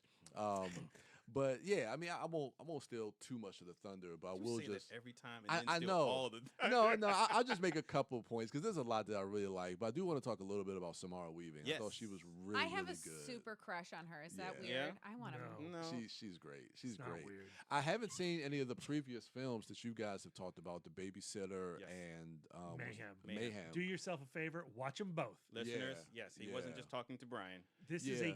great trilogy of movies to watch together. Yeah, and this movie was really my first introduction to her, and she's definitely has the charisma to carry this film. Of course, she's the niece of Hugo Weaving. Really? So Did I know that? I did not know that till Brian just mentioned it. Shit. yeah. He went one more level in Wikipedia and just out-researched all of us. Yeah, so she is Hugo Weaving's niece, Huh. and so you know that that talent New It's favorite had a good- weaving. is So in the that's fun. family. Yeah. So and I thought she did a really good job of really balancing a lot of the humor and just going through that full spectrum of emotions to really. As a lot of this stuff is kind of unveiled to her as far as what's going on and how she's dealing with it. Her and then- reaction to everything was great. Yeah, her reaction. From the and- bedroom to when they went up under the little secret Yeah. passageway and they had that moment when she was just like, what the fuck? I mean, Yeah. she sells the relationship at the start of the film. That's Oh, what There's yeah. so little actual script content to Absolutely. buy why these two would be getting married in the first place, but she sells her romance with this other guy. Yep. Absolutely. That's what I was going to go to because there's not a lot of exposition in this film. So you have to rely on and you have to buy into that relationship between her and Alex. And you really have just that one scene because when the movie At starts, the very beginning. they're getting married Yep. like Yeah. right then. So, and you have that scene. And I mean, of course, you have that flashback scene that the movie opens with to really set up the Ladomis family and the relationship between Alex and Daniel, his brother, played by Adam Brody, who I thought was really, really good Yep. in this Yep. as well. So yeah, I love the performances. Those three I thought were really, really good, and especially a lot of the family stuff. The other thing I want to get into is just some of the themes that this movie kind of tackles. The themes of course, you have like the social themes of like rich and poor and how it goes into the idea. They even remark in one of the lines, it's like, rich people are weird or crazy or something like that.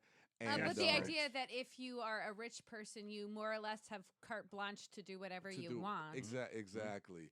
And even just generationally, looking at certain things as far as like not just rituals, but how older generations are kind of set in their ways, and with younger generations trying to change things up a little bit, where it's the idea, and they even mention it where they talk about this ritual, and they're like, I think Adam Brody says it, he's like, we don't even know if this is actually a real thing. Well, and we've seen, since we saw the prologue, that when they were children, they wore masks during this event. Yeah. And we learned from the father that was just something that granddad was into, and it was the 80s. Yeah, and it's like, are you just doing this because this is part of the heritage of the family? Do you actually know what you're doing? Or and is this something you really believe in? Yeah. I loved the multiple perspectives of the ritual and how the gravity of the ritual was revealed. So first there is Grace going like, well, this is just like a weird family thing that they do, and I'm just going to go along with it. And she's being very goofy about it. I love the moment when she's like, oh, well, you can just hide until dawn. And she's like, no, thank you. I love that moment. And then we see all of the siblings go through the ritual and the different approaches to it. Do we get to use guns this time? Why don't we just turn the cameras on? That kind of development. To the point where you get to the end of the film and the ritual, spoilers, has not been completed. And I was on the edge of my seat on whether or not it was going to be real. Yeah. And I was going to be pretty happy either way. Either way, same. I thought it would have been like super ballsy if they're like, shit, there's no Satan. And that's what I was thinking. Well, let's just put a pin for my bad. Oh, okay. That's gonna be my bad. Yeah. Okay. Well, that's really all I kind of wanted to touch on. I also like just visually how it also speaks to, like, as we go throughout the film, how Samara Weaving's character slowly is shedding from her wedding dress, trying to remove herself from this family. I like some of those themes, and visually they were able to represent that shot of her when she catches herself in the mirror and with the sneakers, the torn wedding dress, and the elephant gun and the bandolera. She's like, Jesus. Like, that's pretty cool. That's a badass moment. I'm wondering if we're going to be seeing that as cosplay at San Diego. Really cool. Easy. Not a hard look to pull off. Like, to me, I'm like, I could do that if I knew how to braid hair, because you can't really do it with that one. Yeah. And I can't braid hair. Yeah. I need to find a front. You can braid hair? Oh, of course you can. You have a daughter. You should braid my hair. Nice. Yeah, but those are all the things I kind of want to touch on. Leave some stuff for other people. All right. Wife door, take it away. To me, I loved the world building of this film. I loved the idea of the box where you could get any card. And the fact that none of the other siblings had pulled the hide and seek card. That's right. So like one woman had pulled like chess or something, and another woman pulled Parcheesi. So this ritual has gone through several times, and it had been since Daniel and Alex were kids since somebody had pulled the hide and seek card. But even though that card had not been pulled, all of these spouses have been informed about what the hide and seek means, and they were emotionally prepared to a certain degree to go through with it. I love the idea of doing a sequel to this movie, which is an alternate take on this exact plot, where Samara Weaving's character pulled the chess card and then had to be told, well, we're going to play this game of chess. But by the way, in this family, we sacrifice goats, all right? And we have to do this every time we get together because we have a deal with Satan and we worship the devil. Like, I want to see that movie where you now indoctrinate. Because she has to decide, does she want to be a part of this? Exactly. And that makes the character of Alex even more diabolical. It makes the characters of all of them really, really more interesting. Well, there was the one wife who married into the family who seemed super into the idea of having a deal with the devil. Well, the one that I can't go back to. Yes. Yeah, Adam Brody's wife. Adam Brody's wife, because she seemed to have come from a really poor, horrible background. Exactly. And, you know, that's that idea of like once you're in, you know, you'll do anything to stay on top. Yeah. And yeah, so Alex chooses not only to not inform her about the game. So I'm wondering if these other spouses told beforehand, before the wedding. Because how are you even going to trick someone into that? That's why I need to see that alternate take movie where that is all explained and laid out. Because if she had pulled Tiddlywinks, then they'd be like, okay, so now here's the deal. Yeah, exactly. And she would have to still be in on that. She would have to be like, well, I love you, and I guess that's not so bad because I love money.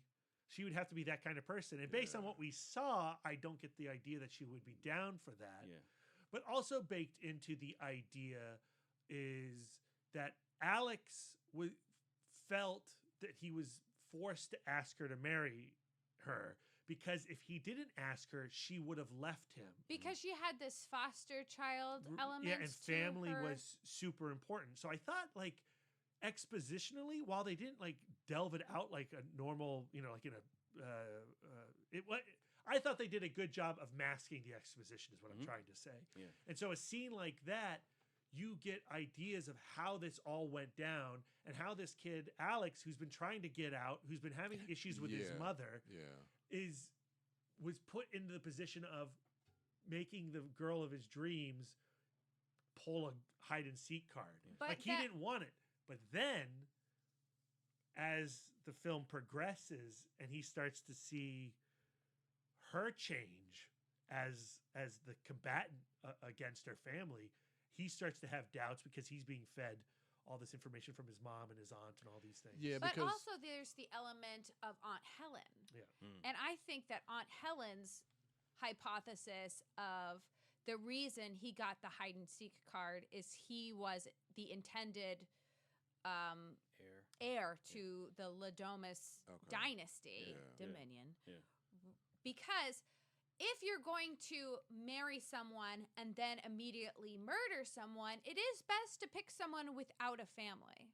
Yeah. So the fact that he subconsciously picked out someone with zero ties and then brought her into this house where it was very likely that she was, you know, going to be killed. It's certainly a real possibility. Yeah. That Aunt Helen character, I loved her. She definitely falls under my good. Yeah. The actress's name is Nikki Guadagni. That's a super Italian name. Yeah. And I hope that's the right lady. She's the lady that you see in the trailer at the wedding, mean mugging. Yeah, the scowl face. Man, she has the best mean mug. She has a great mean mug, and then they did that like kind of like spiky hair, back. She looked like straight out of like Hocus Pocus. And that opening was her who got married, who her husband was the one that got killed. And she was the one in that opening screaming for it not to happen. She was terrified. And what you learn is that Aunt Helen, since that night, has regretted not being the one to put the arrow through her husband. And she's regretted that. And so she has transferred all that regret into wanting Alex to behave the way he should behave. That she should live up to the name.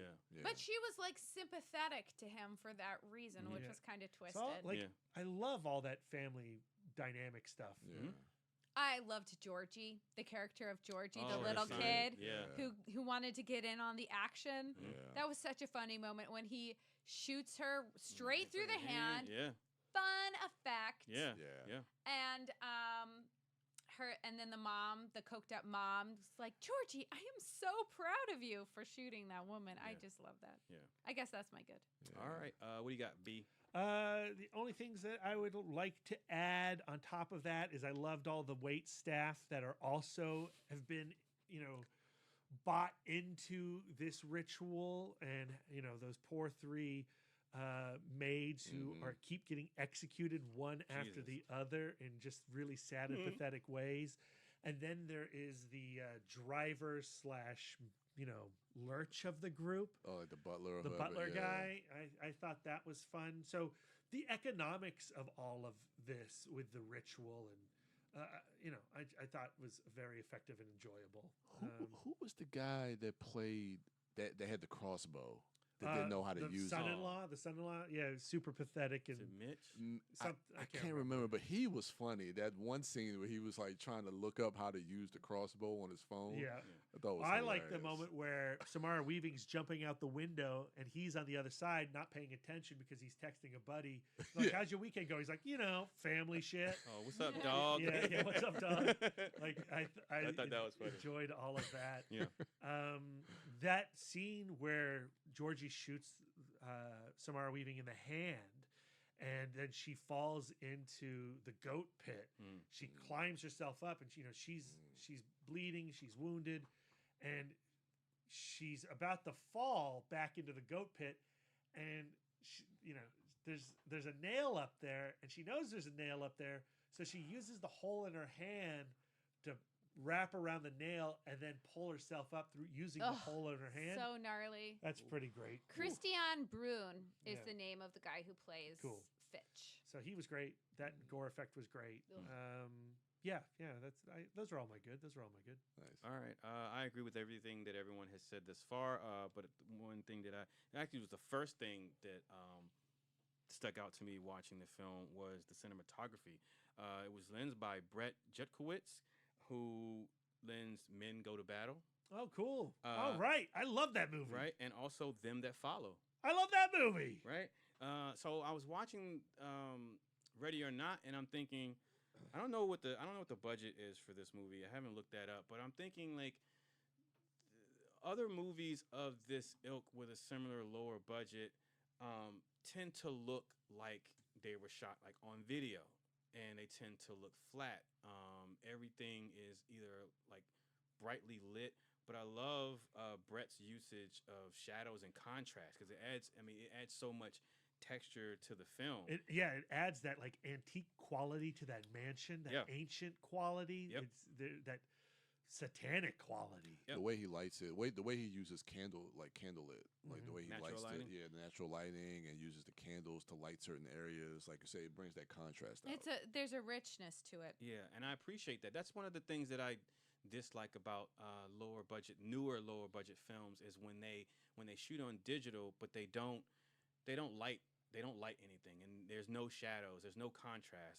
I like the contrast, and I like the fact that this cinematographer he uses that, he exploits the shadows and things like that. So yeah, that was one of the things that I just kept going back to throughout the film is, damn, I love the way this film looks. It looks like a nice budget Hollywood, should be shown in the theater, not something that would come to VOD. So I really appreciated that and the score, and the pacing of the film. I felt like, because the movie hits the ground running with like you mentioned, Brian, with the wedding starting at the beginning of the film. And I feel like it doesn't take too much time to establish the setup to get to the party at midnight, and then once everything kicks off, I feel like the events of the evening that followed were laid out in a pretty good and timely fashion, and also revealing little tidbits about like backstory and different character progression and stuff like that. I felt like everything moved at a decent clip, so that was another thing that I appreciated. The budget was $6 million. That's crazy. That's nuts. Yeah. That's crazy. What was the $80 million? Angel Has Fallen. Yeah. This movie looks better. Like I've seen the trailer. I haven't seen the film for it Angels looks Fallen, but this movie looks 10 times better than that $80 million movie. Like the production value looks more rich. I don't know. Like I really appreciate. That's impressive. That is really impressive.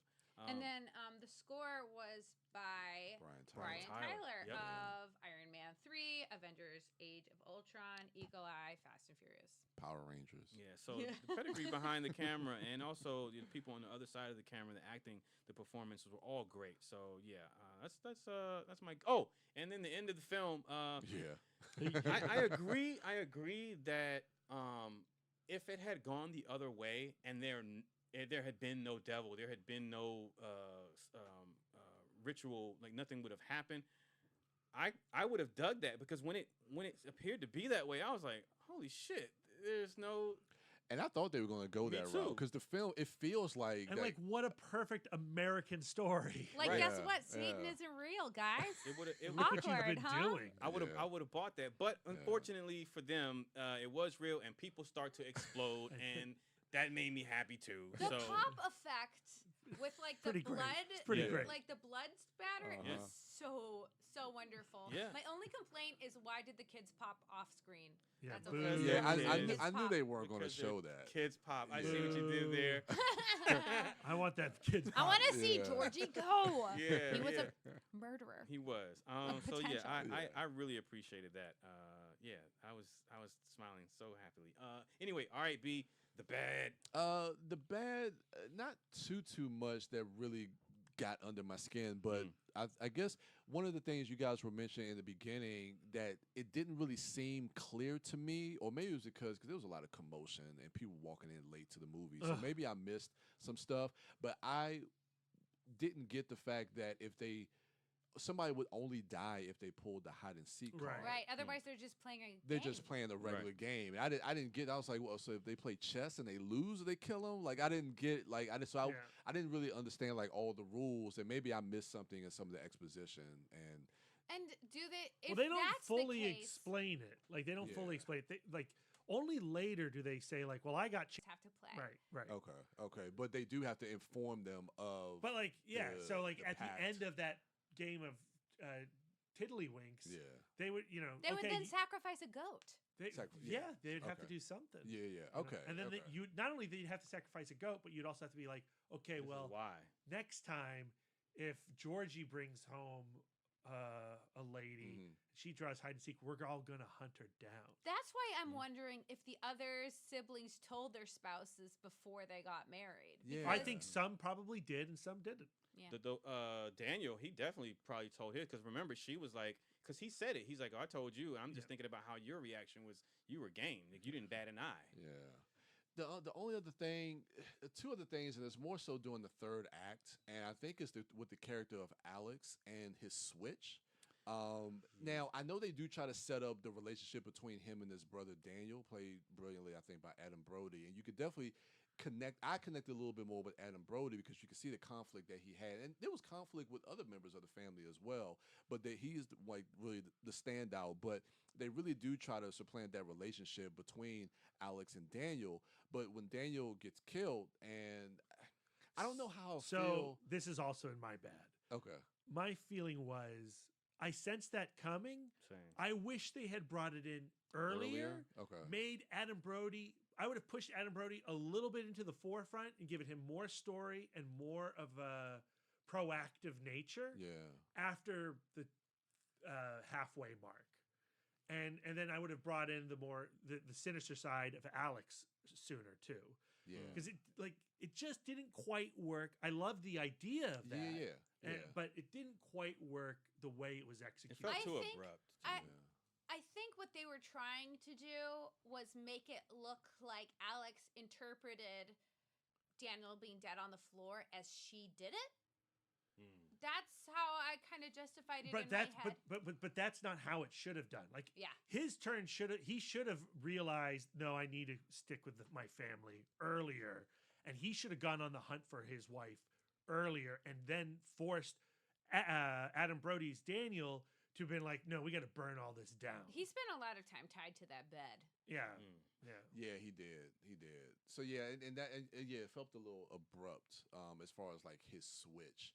And then just, I mean, and this has always been an issue for me, is like sometimes in movies how things just feel repetitive, and like having her on the try to perform the ritual Yes. twice. Yeah. And I know the second time was more so for the switch of Alex, and to have him be the one to have to But it's kill. a little visually Great. boring. Yeah, but visually it's like, okay, you've had her pinned down and she escaped, and then you get her again and pin her down again. I don't know, just something pacing where I was just like, okay, this should have been a different way you guys could have done this. agreed. but And it they just didn't have her felt- pinned down in the same place. Like, I don't. If you don't Yeah. have to have her in the same place, why lie her down at all? Yeah, I don't know. There's something about that just felt repetitive. But Yeah. those are really the only bad I guess I had. Wife Dork. My bad was the character of Stevens, played by John Ralston. That was the driver. Oh, And yeah. my complaint wasn't with his performance. My complaint is I did not understand what his motivation was. Yeah. Because I can understand Dollar bill, yo. but there's lots you can do for dollar bills, Brad. Yeah. And I see that as the motivation of the maids. Yes. Because Because you they're got all strippers. well, you got the Wow. sense that One of them was definitely a dancer, so I just assumed they were all brought on by the dad who frequented some strip but club. you got the sense, even with the little time they felt on screen, like the dancer girl, she was new, she was nervous, she had no idea what was going on. The other lady who got the in her mouth. Oh. And by I mean was an an arrow. arrow. An arrow. She got an arrow. She got a hold of that in her mouth. Don't I know? Yeah, you got the sense that she was a little more seasoned. Yeah. Yeah. But no, just joking. She But was with my favorite. Stevens, like he was so. He seemed like he really wanted He relished to do in it. it. Like Yeah. he seemed super into it. Yeah. So I would have liked, and it could have just been a line, but something about why he is so loyal to this family and why it is his personal mission to complete this sacrifice or make this sacrifice happen, because he spent a ton of time on screen, and I'm like, why are you I even kept here? waiting for him to be revealed to be the agent of Alex. That him like he was really Alex's guy, Oh, but that didn't happen that way. All right. That's all you got, Yeah. Wife Dork. B. What do you got? Yeah, so like I really wish that the film had revealed the ritual to be BS. Yeah. I think that would have been a very satifying and prescient. I would have bought that. I would have bought that. Because I was like, oh man, like when that happened, I was like, oh hell yeah, that's Yeah. a great ending. Yeah. It felt fucked up. Yeah, but felt so honest. Right. So yeah. honest. I agree with Brian about the problematic reveals, switcheroos of Alex and Daniel. Same. I felt like that wasn't handled that great. Honestly, I wish the violence was upped a little bit, that it was a little scarier, a little more brutal, Yeah. a little more vicious I of thought a film. I was expecting that. I felt like it blinked a lot when I didn't want it to. But yeah, so those are like my three big. That's like I had a blast with it. I also gave it 3.5 stars. Did you watch it with a cool audience? I had it. Yeah, I watched it with a great audience. I Yeah. watched it with my brother-in-law on my right and Lisa on the right of him. And we when all, John comes to the movies with us, he likes to sit between us. yeah, Wow. yeah. That middle space is where God sits. Keeps us apart. So like I really really liked the movie, but I felt like there was a great version of this movie just on the other side, and we didn't quite get to it. You think it was more maybe budget restraints? No, or- I mean, or the edit of the film. Like I think there's a maybe director's the cut? edit of the film. Yeah. I think maybe the edit of the film. But I think they also, I would guess that the filmmakers don't have the same vicious interest that I do. You know, I wanted to get to like your next level of like hateful violence. Oh man, Still haven't seen that one. Yeah. either. you would like that'd be a good double feature. That would with be a this good movie. double feature with this one. Yeah. But you know, far more good than bad. Yeah. All right. Bad for me, and it's not really bad. I mean, I agree with actually most of what you said, Brad, and also you, Brian. Aw, I got left out. Well, How did you feel about Stevens? You have to agree with me, just to make it fair. I thought it was weird. Not just to be agreeing with you, but I did think it was weird, like why he was so invested in it to the point where it became a distraction to him. Like when he was in the car, he was like, "Yes, I fucking got her." I need to watch it again, but I believe there is a shot that after she escaped through the gate and went into the woods, he turns the camera and he has like a slight smile that goes up, and that's what gave me the indication that he was like, oh, he was happy that she went over the fence because he's in league with Alex and they've got other plans for her. And it was just that slight smile. But like, did I imagine that smile or not? I don't know. No, that smile was there, but it turns out that was just his gamesmanship. It's Yeah, like he's like, now these people are not going to leave the house. Now it's my I turn. get to go. Yeah. My one bad was the character of Fitch, and not he had some funny moments, but I just felt like he just felt different from everyone else, and I really think it was just that particular actor's choice and how he delivered like some of his lines. His performance was like heightened to me. Yeah, agreed. But other than that, it just didn't feel like it was, and I don't mean the same level, like skill wise, but like in a different movie. Different movie, Yeah. right? The tone of his performance seemed a little different than everyone else's. But I would say Stevens' performance is different as well, but on the opposite end, like a more subdued. I agree. But other than that, I don't really. I would, and I know I'm being greedy. And yes, I did get the exploding bodies, and yes, as far as the blood effect for it being CGI blood, it really was good. But I would have liked to have a little more meat. A little more meat and tattered clothing in my bits and pieces. That's little. I like it. Mine a little chunkier. Like a little chunky. So I feel bad. Like I feel greedy for that ask, but I just couldn't help thinking had like 8 explosions. There was a little bit like There was some in their rain. hair. There was some on her. Yeah, On her the aftermath, but actually when it explodes, like it was like just like a blood bag. Again, I'm not saying that was bad. I'm just saying like I would have like a little bit more meat in my sauce. Brian, the ugly. Not too much that's ugly. I guess maybe you could say like the explosions at the end. No, that was beautiful. It was. I guess just the way she kind of had like the John McClane thing where like her dude, dress. I thought the same for thing, real? bro. Yeah, it's Yeah, tank top. like- It starts out white in the beginning of the movie. Her shit was like brick red at the black. Yeah. So I guess that was just ugly, just seeing like her get all dirtied up. But I also thought that was kind of cool. So Yeah. like I said before, like her shedding from her in-laws. It definitely had a Get Out feel. I got a sense of Get Out from it. you Yeah, a know? little bit. Yeah. But I enjoyed that. But I guess that's my ugly. Baked Dork. Of course, my ugly is going to be the V scene. Oh yeah. I should always know when everybody's passing a chalice just to close my eyes. I'm such an idiot. Yeah. I'm That's such right. an At the idiot. end. At the end. That was Yeah. blood, though. I'm thinking Not about like what when she I fell in the saw. goat pit. At the end, it's totally blood. Ugh. Oh yeah, with the family. Yeah, that that's was all. blood. That's all That was blood. It was horrible. Yeah. It came from the tum tum. I'm not into it. All right. I'm sorry. Came from ugly to all me. over the place, really. I think. Did it really? I mean, I think it's their throat ripping open. Oh no. fuck? I thought for a second they were diarrheaing blood, and then I was Uh, like, back on board. They said that They'd be shitting they'd weird be for a shitting week. weird for a week, so they probably were shitting as well. I All hope right. so. That's hematemesis. All right. Brad. My ugly is Chekhov's elephant gun. Yes. You introduce an elephant gun.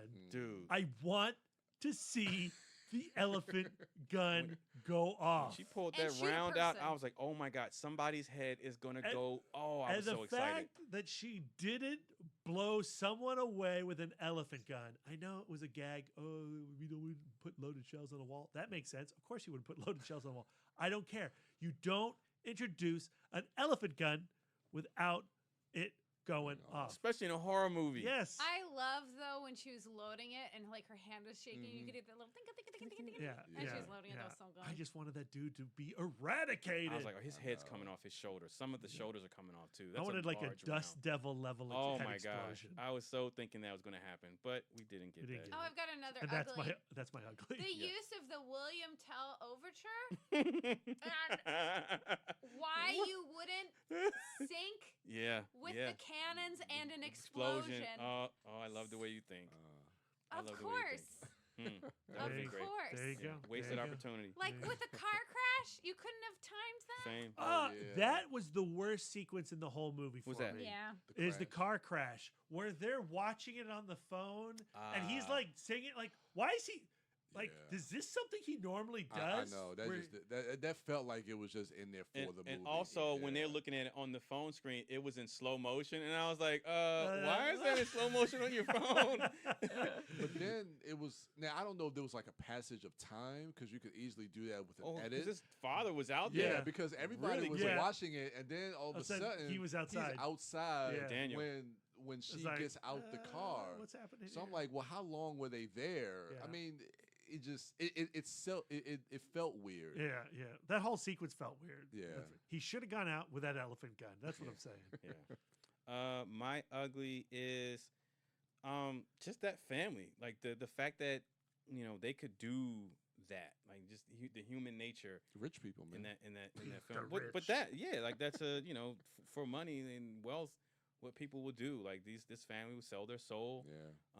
And would kill innocent people, and I don't know, and the fact that also money would get Daniel's wife to be willing to do this because she came from poverty, she came from a lower income life, and she know what that is like, and it was so bad for her. Whatever her experience was so bad and traumatizing that she was willing to do this, and the fact that she would, I don't know, like that, I thought that was ugly as well. But yeah, that's it. That's our good, the bad, the ugly for Ready or Not. I gave the film 2 thumbs up. I really dug it. Yeah, I dug it. Same. Thumbs up. Thumbs up. Good way to end the summer. Yeah. Definitely. So if you haven't checked it out, you're welcome. We spoiled it for you. Still go check the movie out. I tell you what, I'm interested in what the directing pair, because it was a duo who directed the film. Yeah, Radio Silence. Yes, and so I'm interested to see what they do next. Hopefully got the same cinematographer on board, because that guy knows how to lens a film. Just to plug my website, Film School Rejects, we had an interview with them. Rob Hunter talked to them and asked them to pick their 9 favorite shots from films to give you an idea of what inspired them. And let me tell you that one of the shots they picked was from The Three Amigos. What? The burning bush. Yeah, the burning bush. Not shot. singing bush. Sorry, I got singing bush. the Bible Singing confused bush. with. Yeah. And these are shots that inspired them for this movie? Well, inspire them in general. Okay. But yeah. Okay. Yeah. All right. Well, that's cool with me. If you want to follow the podcast, you should follow us at ItModcast on Twitter, Instagram, and Facebook. And by if, I mean yes, you do want to follow us, so do that. B, what are you looking forward to this week? Are we done with the summer? Summer's pretty much Summer's over. dead. I know, like this weekend, theatrically, is that one Blumhouse movie with David Oyelowo. Don't Let Go or Never Let Go. Never Let Go. Who told me that was like mediocre? Or they heard. I mean, that mediocre was things about that was the buzz out of Sundance. I didn't see it, but that was the buzz out of Sundance. So I think that's coming out this upcoming weekend. So theatrically, that's really the only thing I'm kind of looking forward to. Yeah. I mean, of course, there's some television stuff. I mean, of course, all the news we got coming out of Disney Plus. Ooh, shit! A lot of good stuff, man. Yep. So sad stuff. Tom Tom Holland had a rough week. Tom Poor Holland's kid. fine. It's Spider-Man that had a rough week.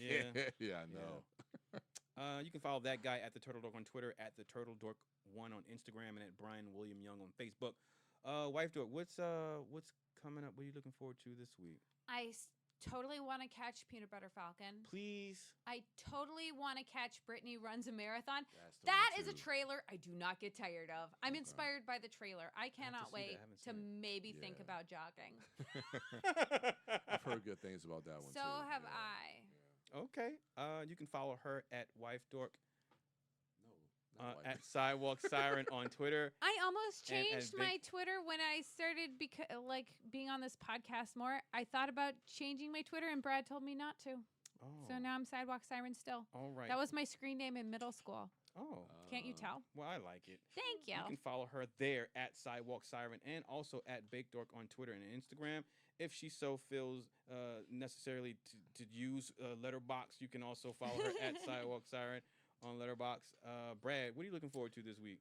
This weekend, I know a bunch of us are heading out to the Alamo Drafthouse in Winchester, Virginia for Genre Blast Film Festival. It starts on Thursday No way. on the 29th and goes through the whole weekend, where you can see such future classics like Bloodsucker's Planet, Straight Edge Kegger, The Tangle, Swing Low, a bunch of other really rad movies. That's a porn.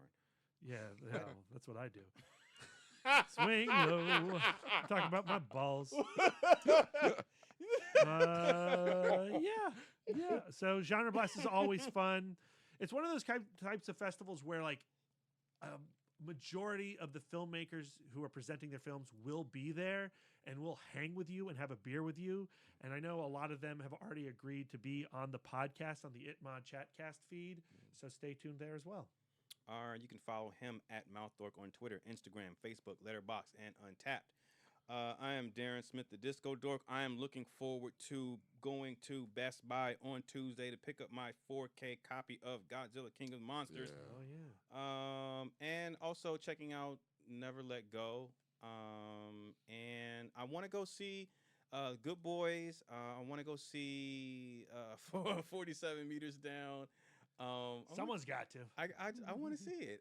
So I'm gonna pepper my week with some films since we're at the end of the summer. You can follow me at the Disco Dork on all social medias. That is going to do it for us. Also, what I'm looking forward to is on Friday, you can look forward to checking out our Fistful of Summer. So this is going to be our top 5 films of the summer. I was surprised at the picks that I ended up coming up with. Right? My top 5 is nuts. I'm curious to see. I'm curious to hear what it is. So if you're curious, be on the lookout for that on Friday. That is going to do it for us. Thank you all for listening. Enjoy the rest of your week. And until next time.